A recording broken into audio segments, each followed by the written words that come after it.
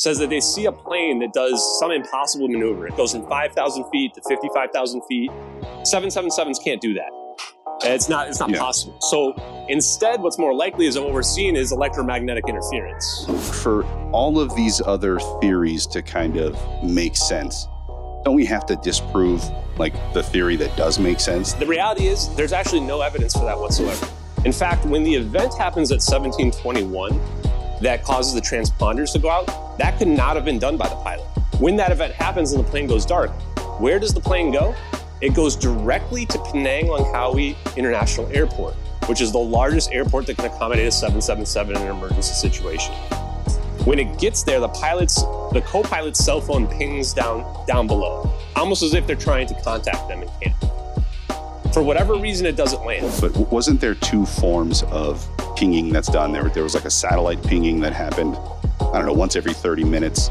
And then there was normal radar type So there was pinging. radar, military radar. So that's why we were very confident that the plane flew back over Malaysia.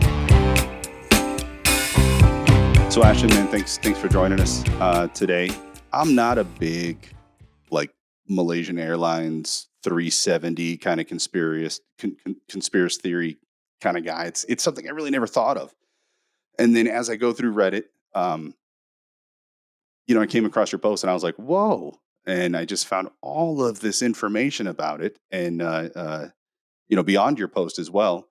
And then just started thinking through it. I was like, man, it's kind of weird that this flight just disappeared, man. Like, it doesn't seem like we could track a lot of things in space, man. But we can't track a flight, But before we go any further, I want to say, both Chris and I are on video. You're not on video, and you would ask not to be. And so, we only have audio for you today, which I think will be great. But I guess my question is, how'd you even get on this topic? Good question. That's kind of my initial reaction too, was that I've never uncovered any real conspiracies or anything like that.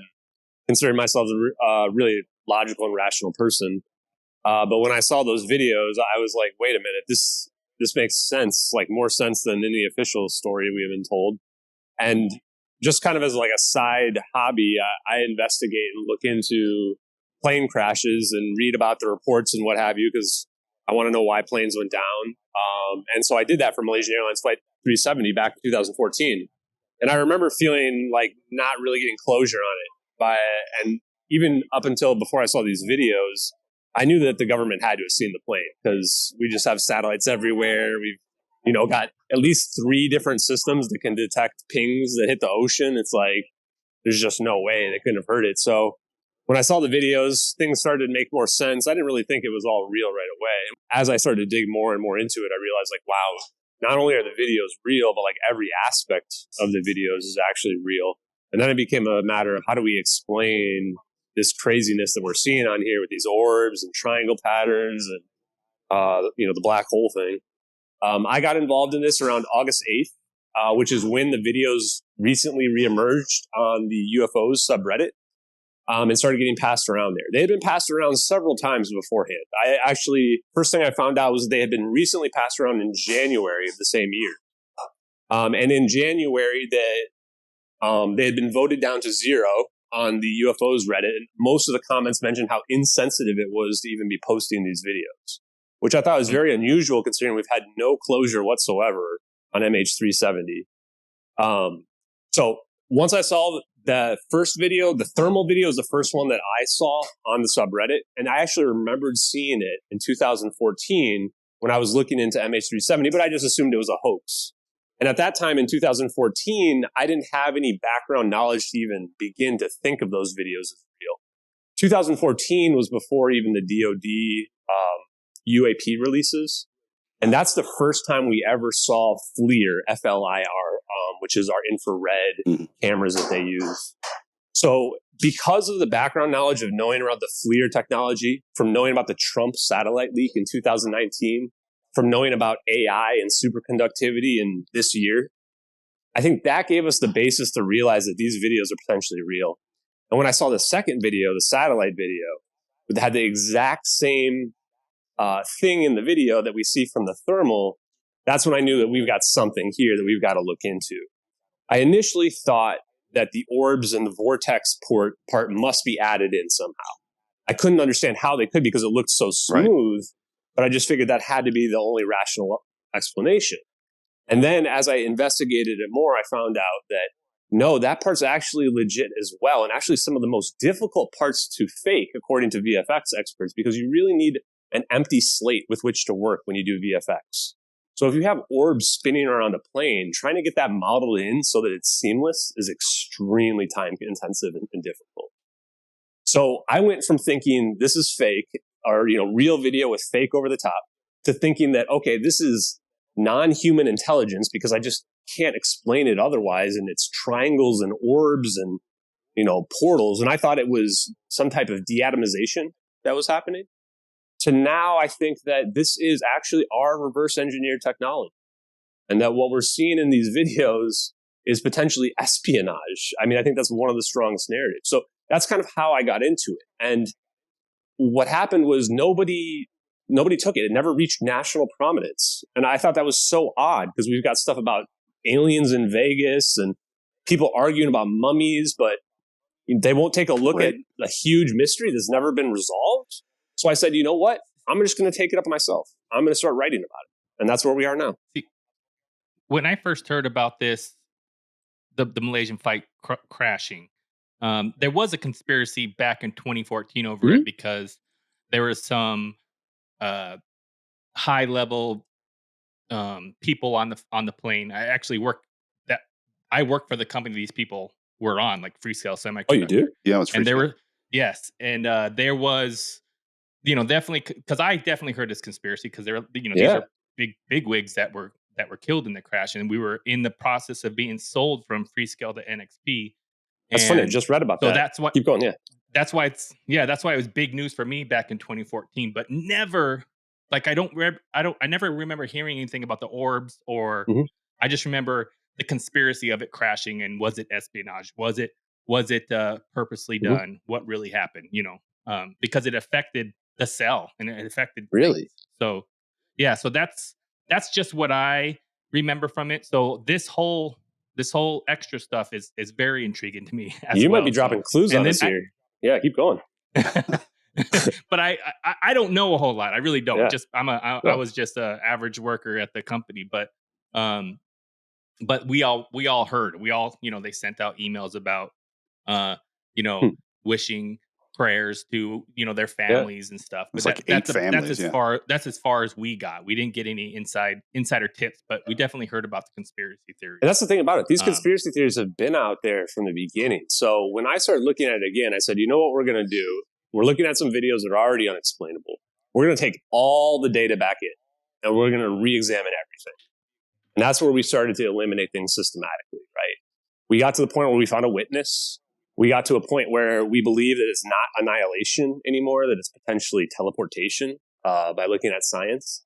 So we've come a really long way from where we were initially to where we are now with these videos. And that's why I think your comment about the semiconductor science is so important, so interesting, because I think that might be the lead story here, which is if you have you need motive for what we see in this video, semiconductor scientists that potentially could have cracked superconductivity 10 years ago that were flying to China could explain it. Because what we see here, if this is reverse engineered technology, whoever owns this technology controls the world.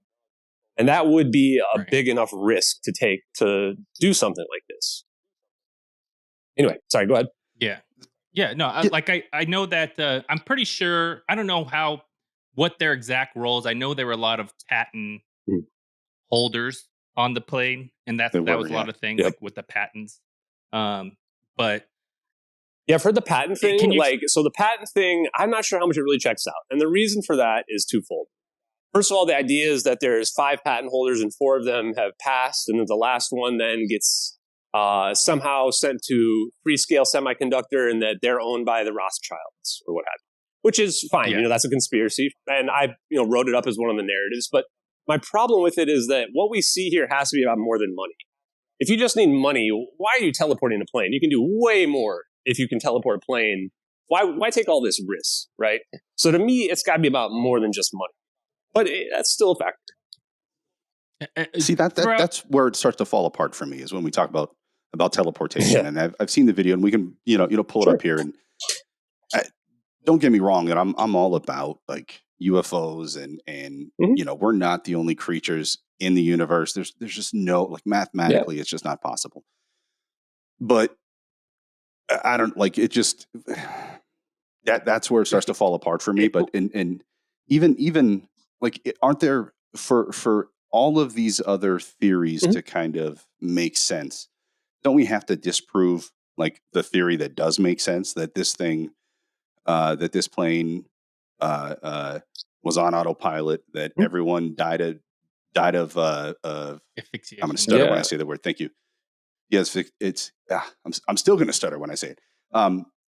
Everyone died because of lack of oxygen, and then the plane plummeted, broke apart before it hit the ocean. I mean, isn't that right? Yeah, so let's deconstruct those. That's the most explainable one. I mean, so the reality is there's actually no evidence for that whatsoever. Not even a single piece of evidence that happened. So there's no evidence whatsoever to pilot suicide. Every single person, every official, his wife, all the people that worked with him, all loved him, said there's nothing wrong with him whatsoever. Every single person stuck up for him. Right. From a suicidal intent perspective, there's no suicidal intent in the whole flight path whatsoever. If you're going to suicide the plane, you would just crash it immediately the moment you have control of it. Like we saw in UA 93 on 9/11, like we saw with the German pilot who crashed the plane into the mountain. There is no suicidal intent here. In fact, when the event happens at 1721 that causes the transponders to go out, that could not have been done by the pilot. That's another fiction that's out there, that people think there's like a button you can press to make the plane go dark. There's no such thing. You have to disable multiple systems in order for that to happen, and it would have been done simultaneously. And within 64 seconds after the pilot or co-pilot said, "Good night, Malaysian Airlines Flight 370. Now, one last thing is that when that event happens and the plane goes dark, where does the plane go? It goes directly to Penang Langkawi International Airport, which is the largest airport that can accommodate a 777 in an emergency situation. That doesn't sound like suicidal intent to me. And he's certainly not flying by Penang to say goodbye to his hometown. That's a ridiculous myth.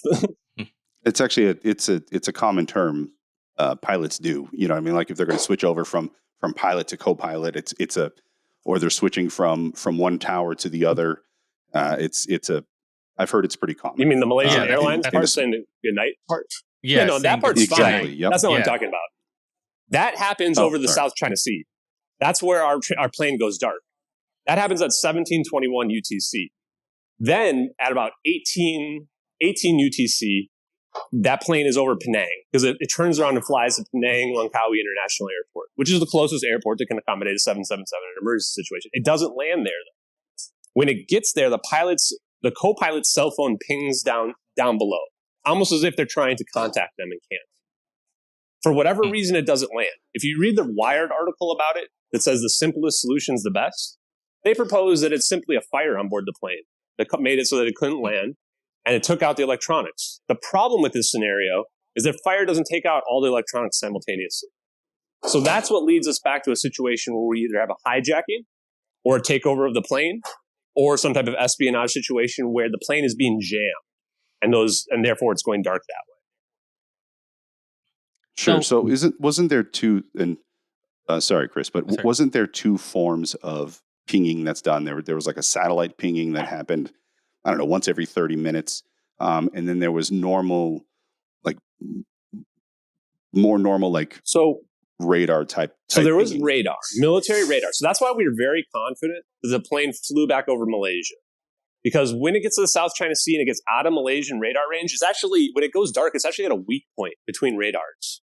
And Jeff Wise explained this on a podcast like 2 days ago, where he says that the place where they went dark, essentially, they bleep off the map and then nobody's looking for them because it's in a spot where it's in between all these different radars. But we know that it goes back because Malaysian Airlines or Malaysia says that they see a plane that does some impossible maneuver. It goes from 5,000 feet to 55,000 feet. 777s can't do that. And it's not possible. So instead, what's more likely is that what we're seeing is electromagnetic interference. Is that electromagnetic interference is causing the radar signals to look inappropriate. And it's also, jamming the plane potentially, which is taking out the electronics and maybe even making it so they can't communicate. Now, that is, again, just speculation. But the idea that this was like a pilot controlled it and depressurized the plane and killed everybody, let me attack that point as well. Yeah. There's no evidence that the pilot depressurized the plane. I'm not even sure how they could do that. But when I talked to some pilots, they said depressurization is not a fast event. I mean, for it to be a fast event, you have to have like a whole like door break off or something, right? If you're doing a slow depressurization, the masks are going to come down right away. And presumably the masks work. So people aren't going to die from asphyxiation anytime soon. They might die from freezing to death because it's going to be extremely, extremely cold very quickly. But that's going to take hours, presumably. It's not going to happen right away. And if I'm on a plane with 225 people and the pilot's taking us on a road course, I guarantee you in less than 10 minutes, I'm getting that door down. Yeah. So didn't it ping? It pinged over the South China Sea. And then how many hours later did it crossed back over Malaysia and into that other sea, right? Yeah. So let's go through the timeline real quick with you guys. Because there's some sketchy stuff that happens. And with regards to the pings have some sketchiness going on as well. The first thing is before the flight even takes off. The flight takes off at 16:30 UTC. At 15:59 UTC, 30 minutes before it takes off, the plane stops pinging to one of the two satellites it's within range of. So it's within the range of two satellites. POR, which is like Eastern Asia, and IOR, which is over the Indian Ocean. It stops pinging to POR and only pings to IOR. It never pings POR ever again for the whole flight, despite the fact that it flies east for 45 minutes towards POR, which is very odd and has been speculated that someone manipulated the computer on the ground 30 minutes beforehand to prevent it from doing that. Why? Because it prevents Doppler tracking. When you only have one ping location, you can't tell exactly where the plane is. If you have two pings, then you can figure out exactly where the plane is. So weirdly, we had that going on. Now, the plane takes off at 16:30 and it's flying northeast from Kuala Lumpur to Beijing. It gets over the South China Sea at 17:21, and that's when everything goes dark on the plane. That's when we get these weird radar signals. And Malaysian Airlines uses a secondary radar to track the plane. And that's where this idea of there being a UFO comes into place, because they're not sure if they're seeing Malaysian Airlines 370, but I think they most likely are. So they see the plane fly all the way back across Malaysia directly to Penang Langkawi Airport. And it flies right over the airport. And this is roughly around 1800. So 40 minutes or so after that event happened over the South China Sea. And now it's flying west out over the ocean, away from Malaysia and above Indonesia. And at 1822 is when Malaysia has the last radar contact with it, which is about 200 miles off the coast, maybe a little bit more. Yeah. So that's over the Andaman Sea, right? Pretty close, yeah, in the Straits of Malacca or whatever. And then where everybody says it goes is to the Nicobar Islands location from there. That's where the pings pick up, where they say, okay, well, we don't have radar anymore. Let's look at the pings. And the ping data looks really good until 1840. So remember, if we're looking at our time, we lose radar tracking at 1822. 1840 is when the official narrative says that the plane turns from the Nicobar Islands to the South Indian Ocean at 1840. What we're saying in our flight path is what we see in the videos is 1840 at the Nicobar Islands. There is no turn into the South Indian Ocean. The plane simply stops right there. Go ahead. I'm looking at a map here with the flight path, and it makes a drastic turn to go back down towards that airport. Yep. What do you call it? Penang or Penang? something? Yeah. Go west.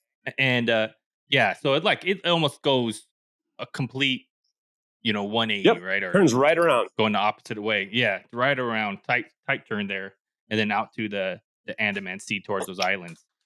But like when it goes over land, it doesn't ping anything over land when it went over Malaysia. Oh, the radar. Is that weird? So the radar definitely sees it, right? And assuming we trust the Malaysian radar signals, which, again, I'm going to trust everything until I have a reason not to trust it. And that's like the ping data too. I look at the ping data and it looks really good. When you get to 1840, where that turn comes, all of a sudden in 1840, you look at the Excel spreadsheet of the SU log tab, there's dozens and dozens of rows for every single minute that it pings until you get to 1840. When you get to 1840, all of a sudden the data gets really weird and has a bunch of zeros and no values in it. When you get to 1940, which is the next ping after 1840, everything from 1940 to 2315, which is when this plane's in the South Indian Ocean, it looks like someone just added 10 rows of Excel data in there. Everything before this has dozens and dozens of rows. There's literally 10 rows for all 5 hours of that after it turns into the South Indian Ocean. And there's a pattern. The channel just changes back and forth. The satellite that it's contacting seems to be consistent. It really makes me wonder, like, anyone who looks at that is going to see that something happened in 1840. Now, if you say it turned into the South Indian Ocean, sure. My explanation is it is what we see in the videos. So this may be a dumb question, but where was it supposed to be going? You mean where was the plane supposed to be intended normally going? Yeah, it's going to Beijing. So it's going northeast, right? From Kuala Lumpur. Okay. And that's why when it's over the South China Sea, it's almost halfway to Beijing, maybe a little bit less.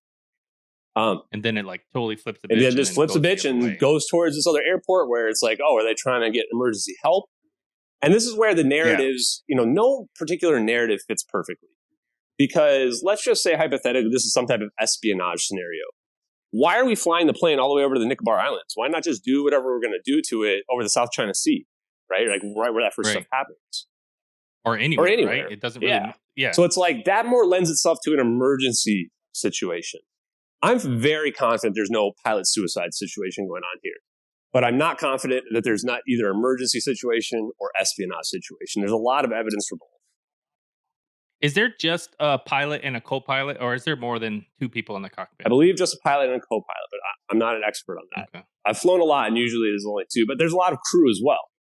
So I want to say like 8 to 10 crew members, potentially. Right. One guy trying to take over a whole flight, and to me, sounds far-fetched. And there's at least 3 fake passengers on board this plane, or at least 2 for sure. There were 2 Iranian passengers that had changed their identity, that were using stolen passports. There's a 3rd passenger who was in a green coat that bypassed security that they think could have got on board the plane. So the Iranian refugee story also, it's slim, let's call it that. The idea that there were Iranian refugees in Kuala Lumpur paying tens of thousands of dollars for fake passports, flying together, changing their identity to match the passports, and flying to Beijing to somehow get to Amsterdam does not add up to me at all. And if we're in a situation where this plane was potentially taken over or hijacked, those are the number 1 suspects, period, right? So in any other situation, they would be too. So it's very odd to me that after like 2 days, it was just dismissed and ignored. And then they don't hijack a plane and like keep it secret. Yeah. They're doing that to make it a point, or make a, do something, to show the world what they're doing. They don't, hey, I'm going to hijack a plane and then, but it's this. So that's the interesting part. I'm glad you brought that up, because when I think of hijacking, or when I thought of hijackings in 2014, I thought of 9/11, right? Which is people that are going to take the plane over for a specific purpose, go blow up a building, crash it into something, right? That's why when I thought this, I never thought hijacking made a lot of sense, because where are you taking it? Where are you going with it? There's nowhere to go with it. But if you change the hijacking scenario to espionage, now you've got a whole another slew of reasons, right? Go ahead. Yeah. I mean, there's tons of, hijacking is not anything new. It's happened way before 9/11, but it was definitely political or something driven where they wanted to send a message or get something done. It was never like secret, like they had secret plans for this. So, I mean, I don't know. That's why I'm on board with that a little bit. So Ashton, I'm trying to stay on top of your timeline here. So you had mentioned that the co-pilot's cell phone pinged a tower, effectively. Penang, when they fly over the airport. Penang, gotcha. And so that was at about... It's about 1,800. I believe hours? Maybe plus or minus 5 minutes, but right around there, Gotcha. So, dude, let me preface it with this. I want nothing more than for this to be not what the government or governments... is telling us, right? Well, they're not telling us anything, though, right? So that's for sure. So, but isn't it? Do you know what elevation or altitude the plane was at around 1,800 hours? Based on the Whisper report data that tried to rebuild the flight path, they believe that the plane was flying at cruising altitude all the way across Malaysia, which makes sense. It's pretty unlikely that it's 36,000 feet. So pretty unlikely that it's, changing altitudes, doing any weird stuff. In order to get there, it's got to be flying at cruising altitude and it's got to be speeding along.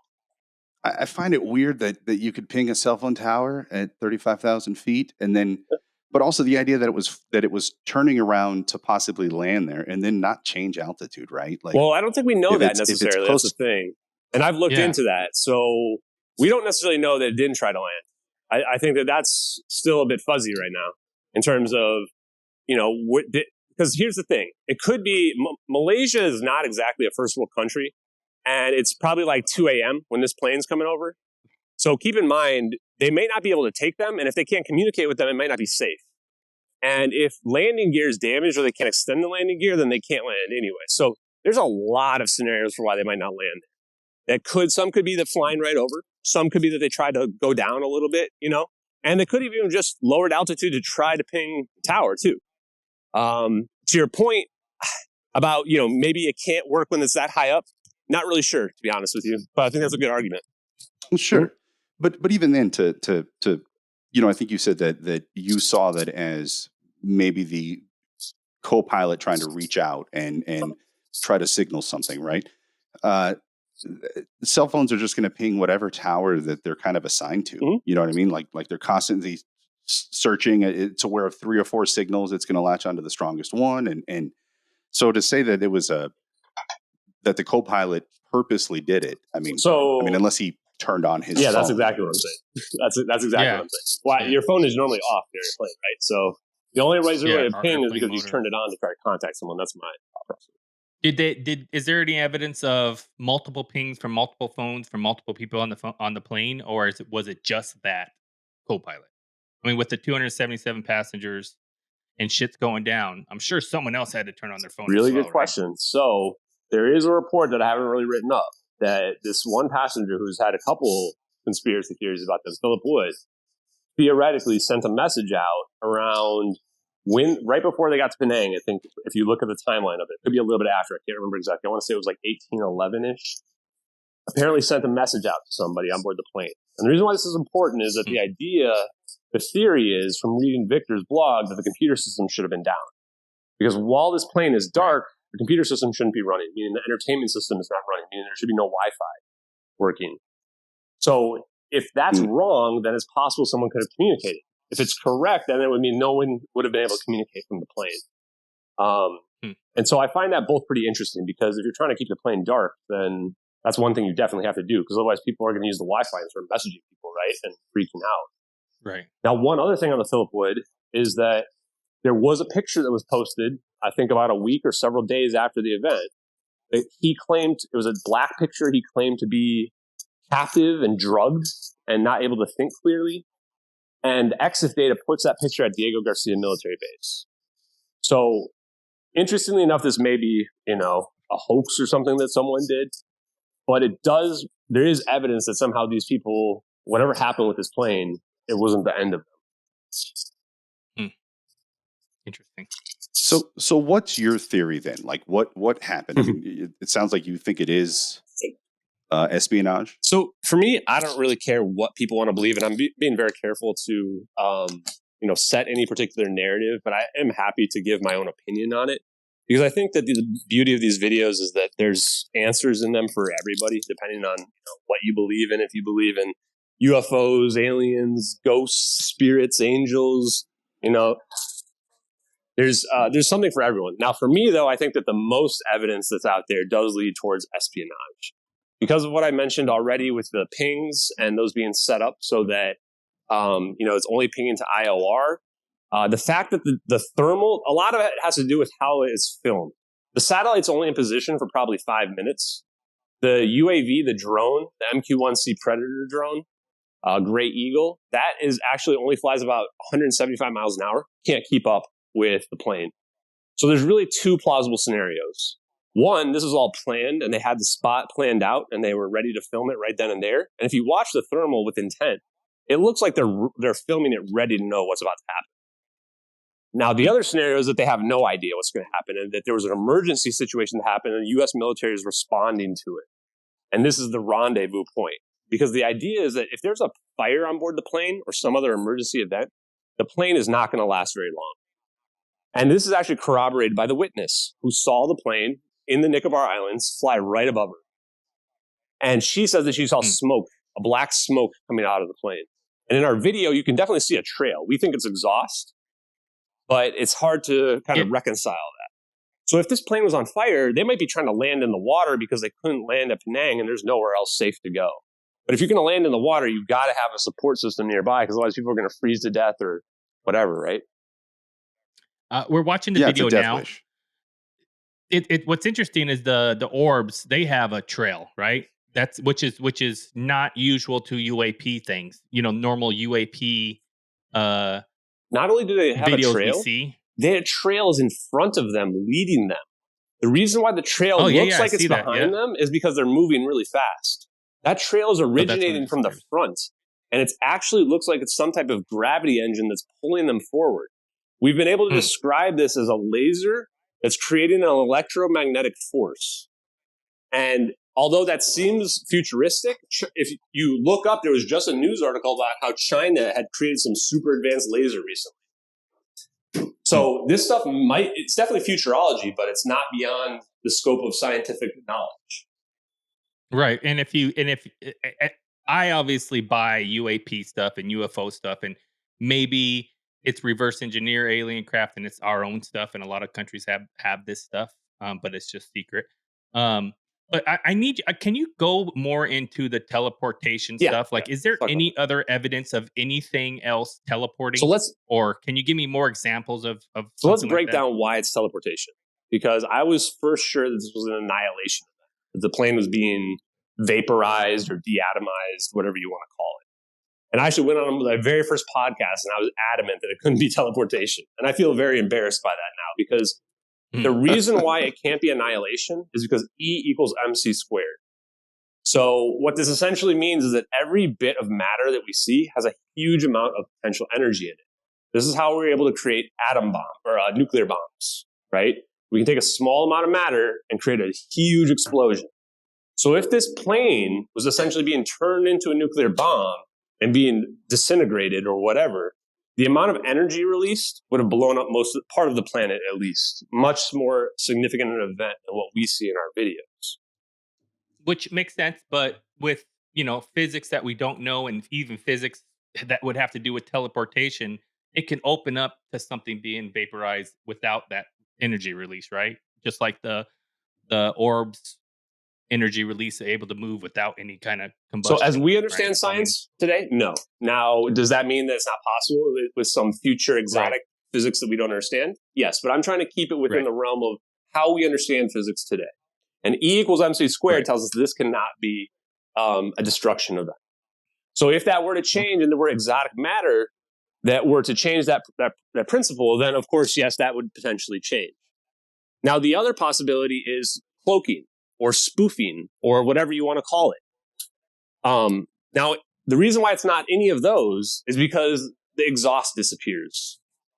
Even if you cloak the whole plane and spoof the whole plane, and it was just not visually in our videos, but it's actually still there, you would see the exhaust continue on. So we know that it's not that easy. It really just leaves us one option. It's somehow being moved from space-time from one location to another. The energy has to go somewhere. That's how it was described to me. Go ahead. I have such a hard time. Yeah, me too. That just does not make sense. And that's the crazy part is that this is so far out there. Like even people that are ready for UAPs, ready for floating, levitating, objects that can propel themselves, are not ready for the idea that we can teleport something. So let me go ahead and break that down for you. Quantum teleportation is real. It's already been proven by the Chinese. They've done it several times already. Quantum teleportation comes from the double slit experiment, which is the most unknown aspect of the universe that exists. And the reason why it's so crazy is that we took two slits, we shot one photon through them. When we shoot the one photon through them and look at where it appears in the back, we see a wave pattern, which means that it seems like the photon is going through both slits at the same time. But that's not possible because it's a particle. We sent one particle through. So what happens? Let's go ahead and look and see which slit it's actually going through and try to measure it so we can see what's going on. And when we do that, what happens? The wave function breaks down. It doesn't exist anymore. Let's just, I don't, this is way outside of my wheelhouse, but isn't that like the basis of like quantum mechanics or like quantum theory? That's what we're getting to. Just like you can't measure it, because if you measure it, you disturb it, and it's if you look at it, it doesn't move, but if you're not looking at it, it moves. So this is why it's important, though, is that what this is described as scientifically is non-locality. And this is also where we come up with quantum entanglement, where we say that one state of an object can change the state of another object no matter the distance. And that allows us to break the speed of light, because now we can pass information faster than the speed of light. And that's what quantum teleportation technically is. Now, how do we do that, though, on the macro level? We can do it on the quantum level with tiny bits of information. But how can you do that on a macro level for something like a plane? And the answer is humanely traversable wormholes. There's 3 scientific papers between 2020 and 2022 that were done that all say the same things. You don't need exotic matter to create a wormhole. One of them takes it a step further and says, not only do you not need exotic matter to create a wormhole, you can hold a wormhole open long enough to get through it. And the third paper says that not only can you do all of that, but we can also create a shell, a thin layer that can protect whatever we're trying to send through that wormhole, like a bubble. And after I read all of those, I thought, wow, because I was like you, that teleportation is too much. And if you want to find that article, go look up the Popular Mechanics article about it. It has all 3 papers in it. You can go read them. I actually read the scientific papers themselves.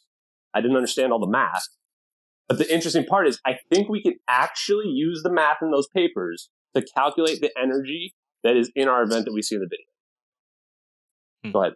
I noticed in the video that slow-mo, the plane almost fades away instead of just flips and disappears. What do you think explains that? If it's blipping and gone, the slow-mo is so weird to fade away in that. Because it doesn't. It's like when you see it where there's one frame right before the end where all the orbs kind of converge on the plane, and you also see like the silhouette of the plane get cold. It gets darker, like black.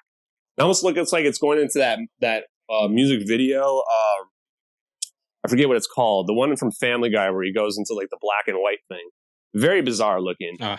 But the thing about it too is that when we slowed that down, you can see the tail of the plane sticking out of the back of the portal before it gets fully encompassed by the black hole or whatever it is. Right? And then to your point, when the black hole's gone, there's nothing there anymore. It's just all gone. Right. So back to teleportation. Sure. Like, is there anything else, any other conspiracies out there that match a teleportation or something disappearing? Like, is this a one of a kind, Philadelphia experiment, first of its kind? Yeah, I think because I haven't. Can you fill me in on? So I don't know all the history on it, but the idea of the Philadelphia experiment, I believe, is they made an entire boat disappear, and to this point, it's essentially just been lore and mythology at this point, but. If we could make a boat disappear, I want to say 60 years ago, whenever the Philadelphia experiment was. Yeah, I was going to say, right?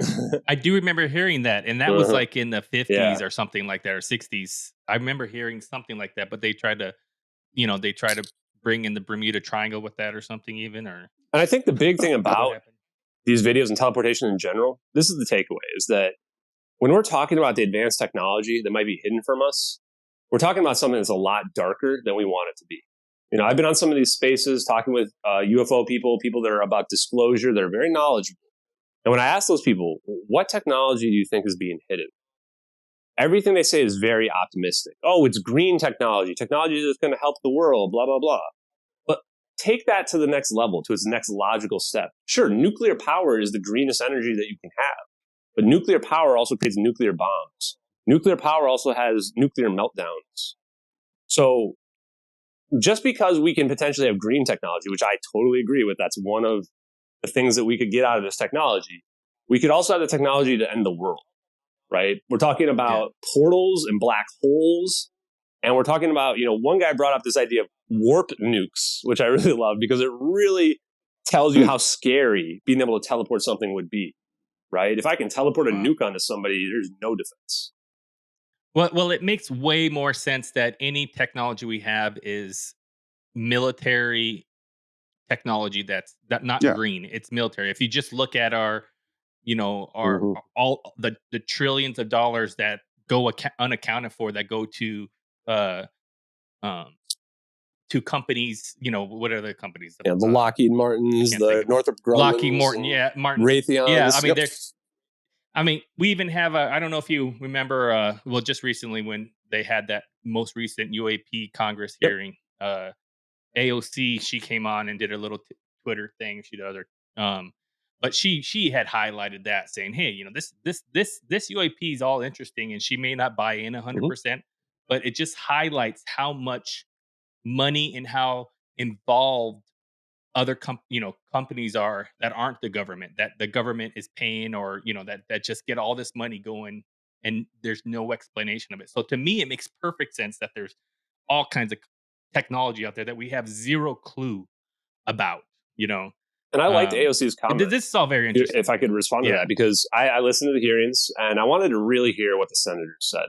And I was actually impressed by AOC because I got the feeling that she didn't believe any of this stuff was real, but she took the Hmm. stance that you just mentioned, which is that if this is real and they're hiding this money or they're using accounting tricks to get it to the right places, that's going to be illegal. We're going to be able to figure that out, right? Yeah, but there's no tricks. Mhm. It's literally unaccounted Yeah. for, and they're failing all their audits. There's no It's tricks like a about black it, box that they're okay Yeah, to keep. it's Yeah. it's and nobody's doing anything about, hey, forcing these answers of where this trillions of Mhm. dollars is going. So I mean, to me, it just opens up a lot of things. Is it reverse technology from aliens, or are we just becoming that advanced as Yeah, humans? that's the scary part. That's One of the comments that I made after I had decided that I don't think we're looking at like non-human intelligence anymore, is that I think it's even scarier to me that could be our technology. I'd rather that aliens or non-human intelligence have orb me than my own government orb me to some place, right? Yeah. But Right. with that, Yeah. and you can also look at it as, it's not above governments of any nation to test things on citizens. Yeah. You know Oh, what I yeah. mean? Just in Arizona, they dropped Agent Orange over a whole freaking community, and didn't say anything about it. I mean, like this is stuff that the government has been doing forever, and to me, it's not. It could be anything, really. Yeah. So I think that goes to one of my Yeah. questions with, which is based on motive. Like, why would, if this is a test, or if like, why did we have to do it on a commercial airliner? Right? Couldn't this have been done on a boat, or couldn't it have been like Or some a old, some nothing? five-passenger Well, so plane. Yeah. so let's talk Some about that, because I nothing. think those are really good questions. I've thought a couple of them. Well, the first one is, why a plane and why not a boat? Well, I think that actually lends credence to the idea of what we're seeing is teleportation. Because in order to get this to work, you need it to be in three-dimensional space. You can't be standing on the ground or on the water, because you have to teleport that matter as well, right? So doing it to a plane, But there's still matter in the sky, yeah. like And the so air, interestingly right? enough, that Yeah. might be Yeah. what the orbs are doing. So one of the theories in one of those wormhole papers is that you need to remove all the non-wanted exotic particles from the area. And we look at those orbs, what they're doing is they're actually encircling the plane over time in a triangle pattern. So they could be entangling the plane. They could be removing those particles from the plane, or whatever they could be doing could just be inducing the wormhole itself as well. But that's a good question on that. So one thought is maybe they're doing it to a plane because it has to be done to a plane, because it'd be too difficult to do it to water, which has a ton of mass compared to air, right? Sure. And then the other theory is, why do it to a plane? This is a big question, is if you have this capability, why are you doing this and why are you risking this? It's a huge amount of risk. And the answer there, I think, goes back to the semiconductor scientists. It can't be about money. I don't even think it can be about a test. This can't be a test. It's too risky to test this on a commercial airliner with 200 passengers that you have to, explain or take care of, right? So to me, this has to be the full run. This is an operation that has intent. And the intent is to take those semiconductor scientists so that they're going to work for you now and not go to China. And not get that intellectual property to China, because that would potentially allow China to have their own black hole technology. And part of the evidence for this too is that China released a satellite picture like a couple days later, And it was very vague, like didn't say exactly when the picture was taken. Claimed to be debris that might be in the water. No debris was found there. When you look at the picture, it looks like 3 orbs. It's almost like China's telling the US, we saw what you did. Right? It's very weird. It seems like very much like spycraft to me. Now, in terms of why teleport the plane, though, I can only think of one reason. Hide the plane. That's the only reason why you would teleport a plane, as far as I can tell. So my speculation is that the Nicobar Islands location would be a location where potentially there's a dead zone for enemy satellites where nobody can see it. Only the U.S. satellite maybe has eyes on it at that moment. Therefore, anyone who's looking at it is going to have no idea where it went. So you're thinking that this is U.S. related more than China? Well, those are the people who are filming it, right? So the MQ-1C Gray Eagle is a U.S. That has a SIG-INT payload. The SIG-INT payload basically tells us that these systems are communicating with one another. The satellite is relaying information to the drone. Drone's relaying information back up. And what we see in the satellite view is most likely a battle map. You're not just seeing just the plane there. It's being cropped out with intent. So the drone is just cropped out of view, like just cropped out of view in that. Most likely there's other assets in the video that we would see. And I think that the satellite, the reason why it's 6 frames per second, why it seems like it's stuttering, is because it's a huge wide angle view. The purpose of these satellites and the SIBR system is not just to track planes, but to provide military battlefield intelligence. So think of it like you're playing a big game of Battleship or Risk or one of those military games. You want to be able to see this wide scale view and look at all the assets, right? What we think is happening here is that the person who filmed the satellite, they put the view screen in such a way where it's only going to see the plane. And what they're doing is they're using not quite a joystick, but some kind of mouse that's like a joystick to move the center field of view of if you're on Google Map or something like that, to move it around to make sure that the plane stays in the center of focus of the recording screen. It's pretty damn weird. Do you think this was leaked or just given to us as just a throw? No, it's definitely leaked. I thought about the PSYOP situation. PSYOP angle makes no sense whatsoever. Just think of it this way. What's the point of the government making this and leaking this? To implicate themselves in the disappearance of MH370 or to convince people that aliens did it instead or whatever? No one's going to believe that. No one already believes it. They didn't even promote it, and they're still suppressing it. So, and to me, it sucks because maybe I want to believe it's aliens more than government, and that's just because it's easier. Probably it's way cooler. It's cooler and it's easier. These guys got transported to another planet. We're another dimension. That's why we never see it again. Yeah, another dimension. Well, let me tell you, that's fine, right? I think there's actually I'm not even saying it's 80-20. I think it's 60-40. It's pretty close. I don't really know. And even if this is our technology, then this comes with baggage that, yes, there has to be UAPs that were reverse engineering. I simply do not believe that we got into black hole teleportation technology without any help. I cannot believe that. No chance. No way. Right, yeah.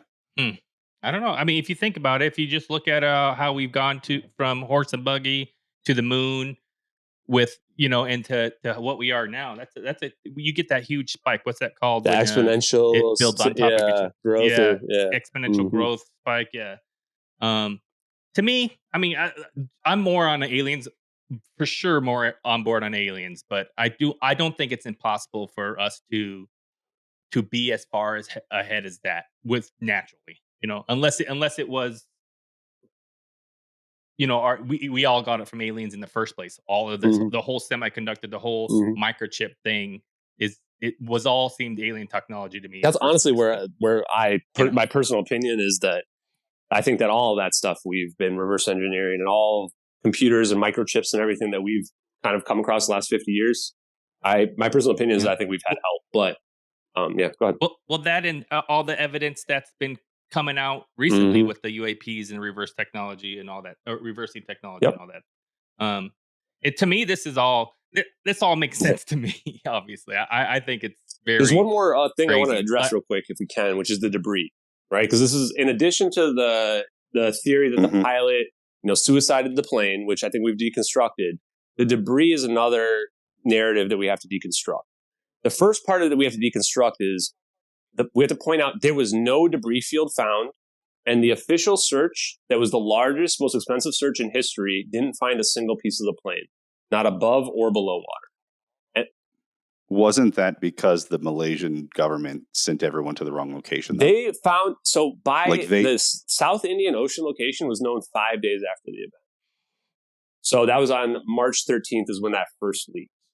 So it was pretty quick. So you might say, okay, well, maybe they didn't know, but there was people searching, as far as I know, kind of everywhere. The thing about a debris field in the ocean, there's going to be bodies, luggage, parts of the plane. It's going to be visible from space. In fact, we know it's going to be visible from space because the Wagner guy's plane that was crashed, we had a video of it from space the next day, or pictures from it from space the next day. And it's a tiny plane that crashed. Now, granted, it's on the ground and not in the water, but there's a lot of that plane that would have been floating, and they found nothing. Yeah. And there was no witnesses either. They're assuming. Go ahead. Yeah. They're thinking that everything's going to sink. Like, there's tons of floating shit that should be out on the water. Tons of it. And the way they tried to describe it, the way they tried to explain it is they tried to say that the pilot did like a perfect 90-degree nosedive of the plane into the water, like a swan dive. And this was ridiculous, of course. Awesome. And it ended up getting retracted very quietly years later, where they said, no, it was actually a 14-degree descent, which would have caused the plane to break apart in pieces everywhere. Right? Yeah, leave trails. That's also a shipping lane from Africa to Australia. Nobody saw a plane. Nobody saw parts, anything.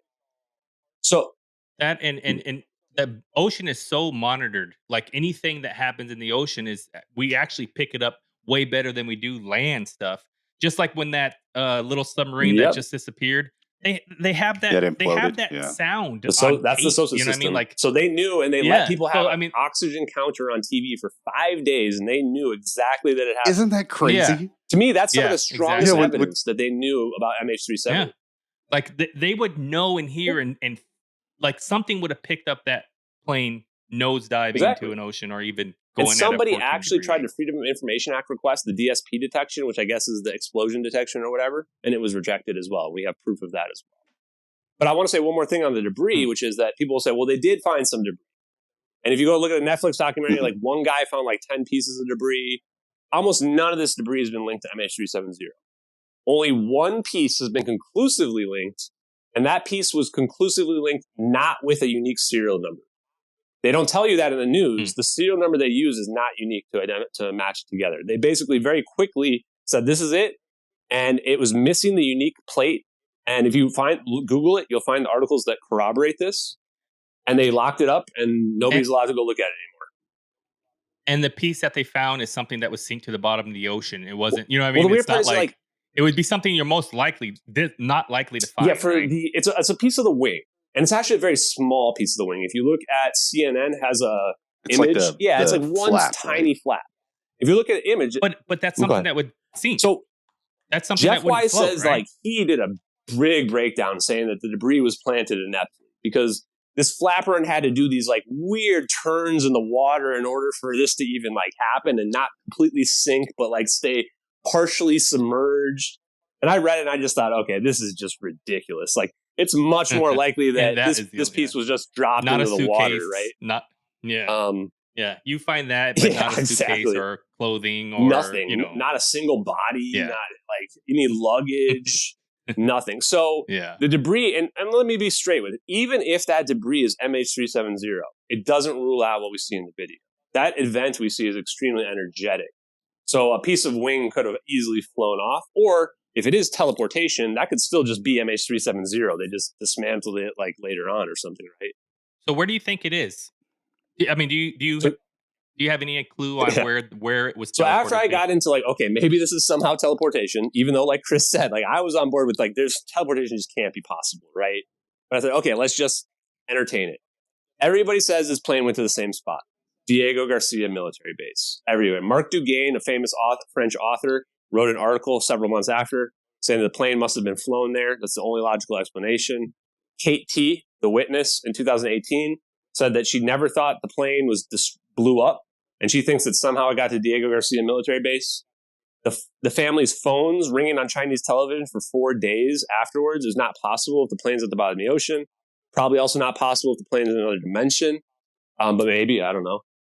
So a lot of the evidence, and going back to the Philip Wood EXIF data picture that says Diego Garcia as well, I looked into Diego Garcia a lot. I'm almost 100% sure that Diego Garcia is the new Area 11 or Area 51. And there's definitely underground facilities there.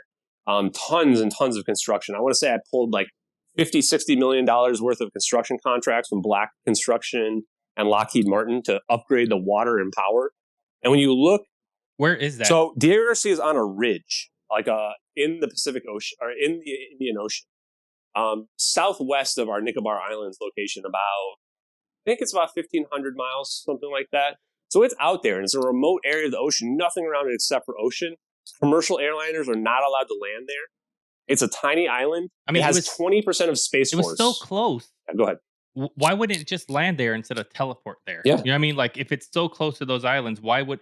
And also, like, you know, when an object is in motion, right? It's going, motion, right? You know, how fast is a plane going? 300 miles an hour, whatever. And then it teleports. How can it, like, teleport in a stop motion? No, so let's address those. You're asking the right questions here. So, A, why do you not just fly there directly? I think we go back to the same reason why you teleport an object, to hide where it's going, right? So you teleport it in that location because no one's seen in that location, and then they have no idea where it's going to reappear. I think that it reappeared north of Diego Garcia. The reason why is there's a sighting in the Maldives of an airplane flying south, 50 miles north of Diego Garcia, where the people on the island saw it so low and so clear that they could see the windows of the passenger jet. So the only way to really explain that sighting is real is though this plane somehow teleported over there and flew south to Diego Garcia, which wouldn't have been its normal flight path. And then, sorry, what was your follow-up was... Like if it's in motion, it's going 300 miles an hour at altitude or whatever, and then all of a sudden it teleports. How does it stop get this. Right at Diego? Or does it My first thought was they're trying to teleport this plane underground somehow. But then I thought, to your point, there's no way to pull that off because it has to be so exact. The plane would have to be moving at the exact right speed because otherwise when it teleports there, it's going to keep moving, right? And it's going to crash into a wall or something. So it can't be doing that because objects that's in motion is going to stay in motion. But look at the video again. What's going on in the satellite video? The plane is turning. It's actually making a full circle. It's actually very low. Those cumulus clouds that we see only form about 5,000 feet altitude. Based on KT's witness sighting in those clouds, we estimate that this plane's altitude is only 2,000 to 10,000 feet. That is very low. It's also turning, and from the thermal, we can tell it's descending as well. Yeah, it's not even going up, it's descending. And you could totally see the jet stream or the I could totally see that exhaust, and it's totally turning. And so here's the thing. It's making a perfect circle is essentially what we found. It looks like the plane is landing. But it's landing in the ocean. Somebody on board is involved, right? Somebody on board has to be involved. I think so. Right? It's not. So the question to me, in my mind, is: was the pilot paid off to do this, or was somebody else a hijacker that took this over to do this? Because this all seems so or the planned, co-pilot, right? Or the co-pilot, yeah, anyone, right? But the part is, I wouldn't hire a brand new pilot. I would just corrupt one of the pilots out there and have them do it for me if I'm a government, right? And I'd say, hey, we'll give you $10 million. You're going to live on Diego Garcia for the rest of your life, and nobody will ever hear from you again, right? Who says no? It's a beautiful island that you can live on for the rest of your life. Or you give them $3,000 and kill him when it's done, right? I mean, it's not. So here's the thing: I don't think they killed him. And the Yeah. reason why I don't think they would have killed him in this scenario is they didn't kill KT, who was potentially a witness who saw it in real time, and is the only one who could probably blow this whole thing up. And they didn't kill me while I've been blowing this thing up for the last 6 weeks on every single social media there is. So I don't think that they're that evil. I think that it's more of a situation of they use disinformation. They discredit people. They throw fake stuff out there to throw people off. Right. So I have a question with killing people and stuff. Like you being dark right now, is that just you being cautious, or is it, have you gotten heat? No, I haven't got anything. Or have you gotten any kind of I'll be honest with you guys, when this first started breaking, the first week I was investigating, I was paranoid. I didn't know if people would be coming after me or what they might do. And nothing happened. And now I'm not afraid at all, honestly. But, I think the reality of me not giving my name is because I know there's a disinformation campaign out there. I know how this is going to play out. I've seen other whistleblowers, and I'm not considering myself a whistleblower, but I've seen the people like Bob Lazar's, the Grush, I mean, look what they're doing to these people. They attack them personally. They don't attack the content because the content is verifiable. Instead, you attack the person. And so that is the main reason why I've chosen the path that I've chosen to not make myself available. And what I'll say is I'm not hiding. I'm not hiding at all. And I will reveal myself soon, but I want to make sure that this reaches the proper attention, that we have the proper support before that happens so that it doesn't get turned into a joke like it has been for other people. I don't want them, I can't make any pitfalls here. I can't make any mistakes. If we want this to come out, then we can't afford that.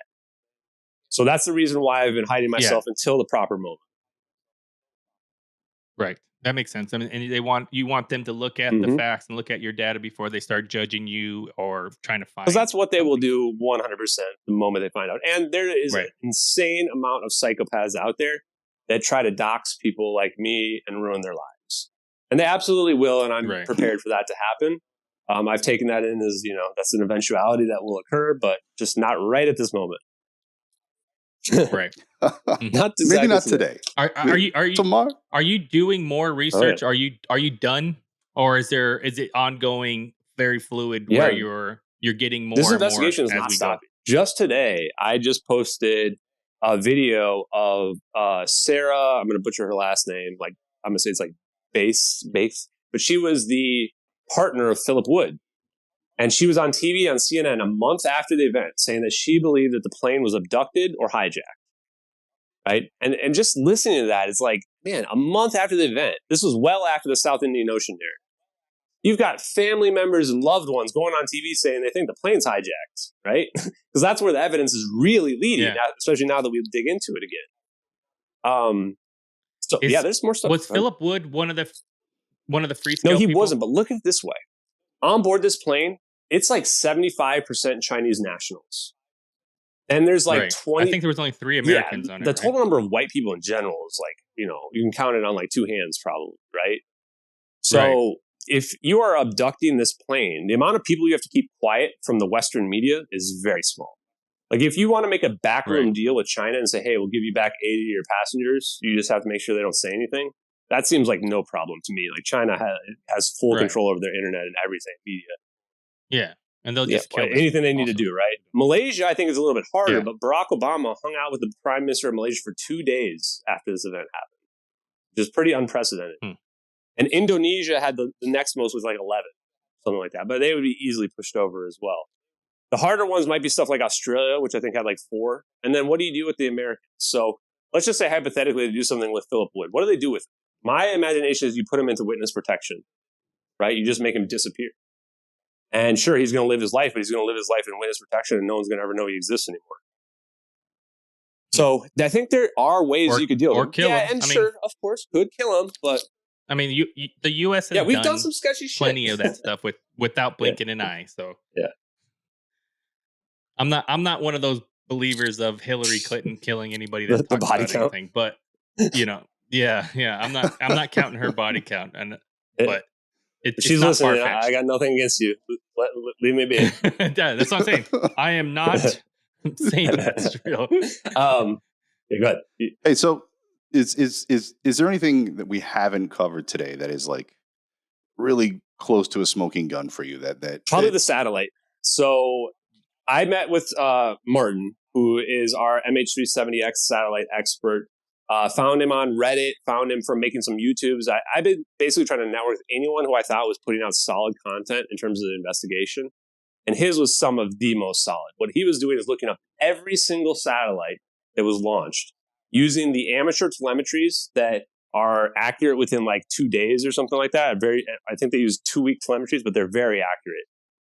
And he essentially found that when we first thought that the southern coordinates were the correct coordinates in the South Indian Ocean, we had thought there might be a minus sign that was missing on our coordinates. He found that USA 229, which is a double satellite, a sister satellite pairing, went right over that location. And I thought, holy crap, that's the smoking gun. This is the satellite that took the video. It has to be it. There was only one giant problem. The timing was wrong. The timing said 1830. And there's no way this plane could get to the South Indian Ocean by 1830. By 1830, we've got this plane somewhere near the Malacca Straits or Nicobar Islands.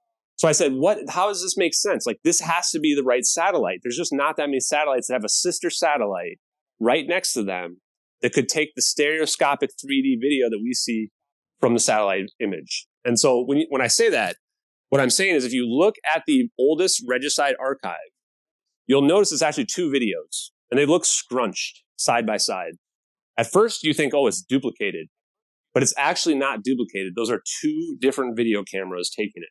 And what it is two different satellites at a very specific distance from one another, looking down at the same spot. 900 to 1,100 kilometers in space. And you can tell because of the angle. This is not right above. And that's the ocean below it. Yeah, you're not looking sky, up. So a lot of people thought we were looking up in this image. That's how crazy it is. That's how little perspective and basis we had to understand satellite footage.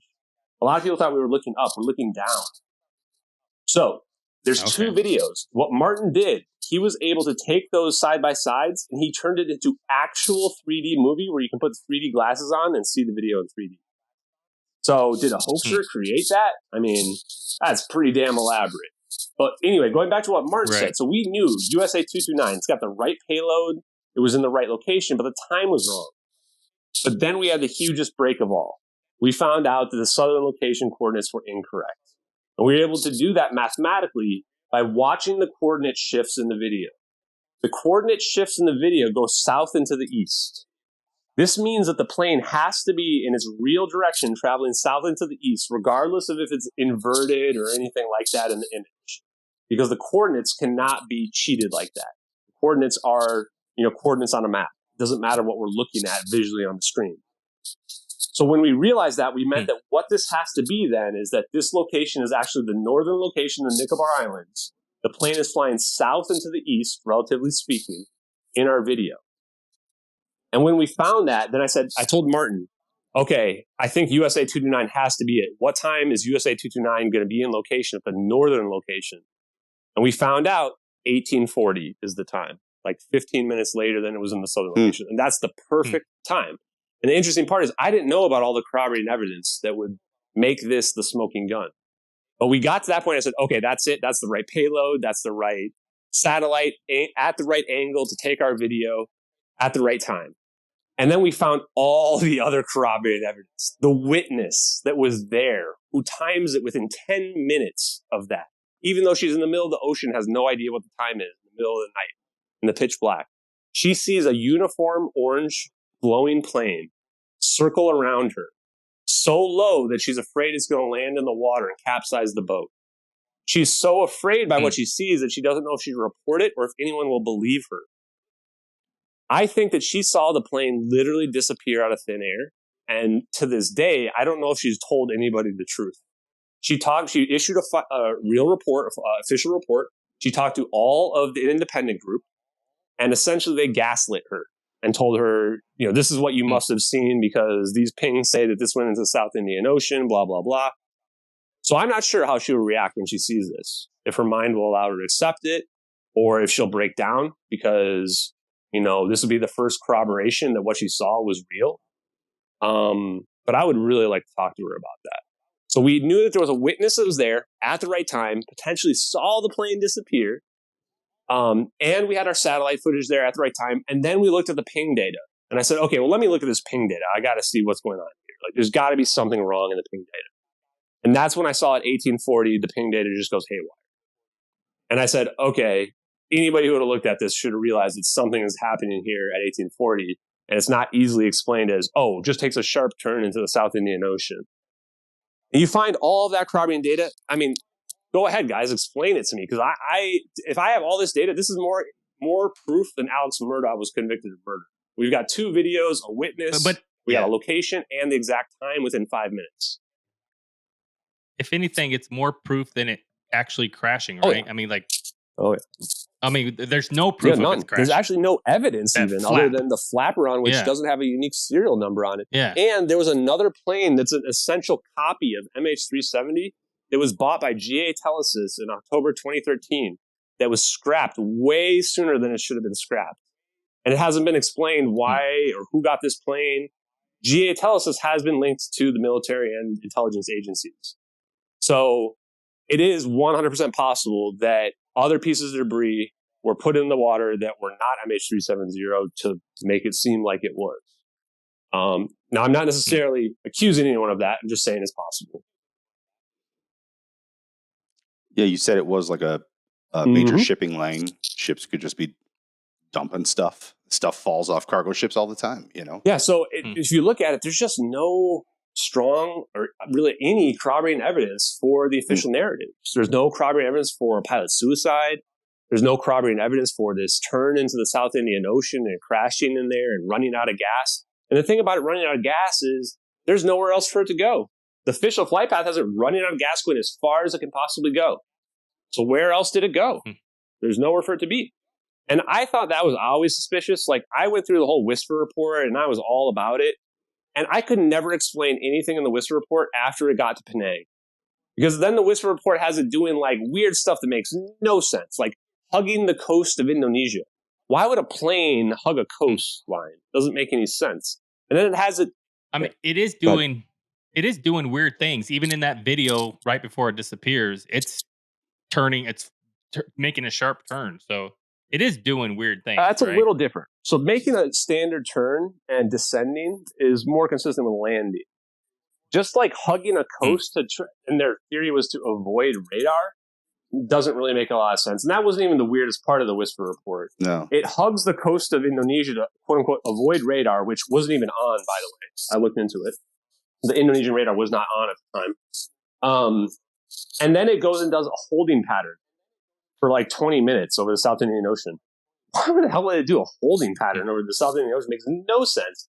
And it apparently does this weird cutback where it looks to see if there's a plane behind it. This is all stuff that the Whisper report is like making up on a whole cloth. There's no way they could even know this from some radar pings. That if it's hugging a coast, there's probably other witnesses. Right? That's another part too.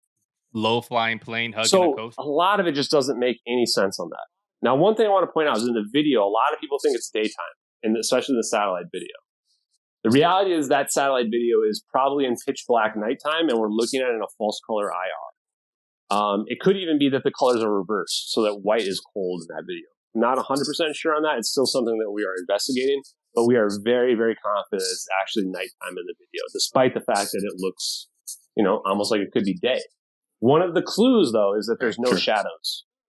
So in the USA 224, which was the Trump satellite leak, it's clearly daytime. It's much brighter than what we see in our video, and there's a huge shadow from this very long pillar sticking out there. And that's what Marco Lambrook used to figure out what the satellite was, USA 224. Interestingly enough, USA 224 was sent up in the same year as USA 229, 2011. So these are very, very advanced satellites, especially for 2014. They were probably the most powerful satellites on the planet at the time. This is all very fascinating to me. I don't even, dude, there's so much information. Like, I'm just sitting here silent because I'm just trying to like hold on to some sense of knowledge from, what you're saying here. But and this is why I've written it all up, because like we could probably I think we could do 6 full episodes of Netflix of specials, right? Maybe even more with all this information. And that's part of the problem with it, is that it's so much that you can't even really do it in one sitting, right? You kind of have to digest it piece by piece. And that's why I've tried to break it up, especially on my Twitter, so that you can kind of ingest a little bit at a time. Because I think that's really how you get to the full story in the end. Have you thought of putting anything together, like a documentary or something? Yeah, I mean, the reality is there's a lot of stuff I'd like to do around this, but the first step is, getting to the truth here, right? And getting someone to admit the truth. And then after that, I'd be down to do a book with this, documentary, whatever. But, I'm not trying to do this for the money right now. I want to do this for the vindication, for the people who've been gaslighted, the families of the victims, the witness, everybody, right? The whole world who's been hidden from potentially this technology if it's real. So I want an explanation from the U.S. government, and I will be the first person in the front row listening to whatever bullshit they try to tell us to break it down for everybody. And then after that, we can make some documentaries, movies, whatever you guys want to do. I don't even care. Hey, so You mentioned Twitter. What is? How can people find you on Twitter? So I just changed my tag, which is now JustXAshton, or at JustXAshton on Twitter. So you can find me and all my works there. I haven't deleted anything, even some of the old stuff where I was linking it to the Whisper Report data in the South Indian Ocean, because I think that the investigation is a story in of itself. You know, like I think you could make a movie about the investigation and how we've like gotten to where we are now. Sure. So I left that all out there. Yeah. Everything's on my highlights. So if you go to highlights and scroll all the way to the bottom, you can actually just follow like the history of the investigation going forward. And I tried to keep just like the main points in there, but there's still a lot, of course. And then I also went ahead and pinned to my profile all the evidence to date, which is a lot. It's just like, I think it's like 25 pages long. And I think we've gone through a lot of it now. But yeah, you can check that out there as well. Yeah, even you had sent us, a handful of videos, a ton of images, and we didn't show, we showed just a fraction of that today. But is the place to go on Twitter? Or, obviously I found you on Reddit. Yeah, Reddit's good too. Do you have the same information? We on just set up a new subreddit a few days ago, which is MH370X, which I think is a pretty good subreddit name. There is a sister subreddit, Alien Abduction 2004 or Airliner Abduction 2014. I hate that name. And that subreddit is, let's say, a lot more controversial than our subreddit. Our subreddit is particularly for people who know that these videos are real and want to prove that the videos are real. And, all the other debunkers and whatever can be in the other subreddit. When they have a comprehensive story that they want to tell us on how somebody hoaxed this, we'll be happy to listen. But we just can't get dragged down. As you guys can see, this investigation is full speed, right? So even though we are pulling more clues, facts, etc., and a lot of this is coming from historical record and archives that we're able to dig up, we are kind of now moving into the next phase, which is we've got the evidence lined up. We just need exposure. We need people to peer review it, to give it credence, and just basically visibility at this point. And so we are moving towards that. Go ahead. Sure. Yeah. And probably some more, like, hopefully people can come forward with more evidence, hopefully. Yeah. I mean, with how everything is going, they're supposedly giving whistleblowers passes, or, even if they have NDAs, they can bypass those. That's what our Senate's doing, right? Is that something that's hopefully some more things will come to light here? Yeah, I mean, I think there's a lot of people lying about this, and there has to be people that know, right? And it's probably racking on their conscience the guilt of knowing about this without telling people. So if one of those people comes out, this whole thing will blow wide open. Honestly, like, exactly. Like, that's why I think it reaching national attention, everything's just going to unravel. Like, someone will come out, and then it'll just blow up, and all the truth will come out at once, right? And that's kind of what I'm hoping will happen. And if it doesn't, then we have all the evidence lined up anyway. So, yeah, awesome. Okay. Well, Ashton, dude, thanks for coming on the show tonight. I know it was late. I know it was a little difficult. No, it was fun. But dude, it was fun. You guys were awesome. It was fun to talk to you guys. Really appreciate it, man.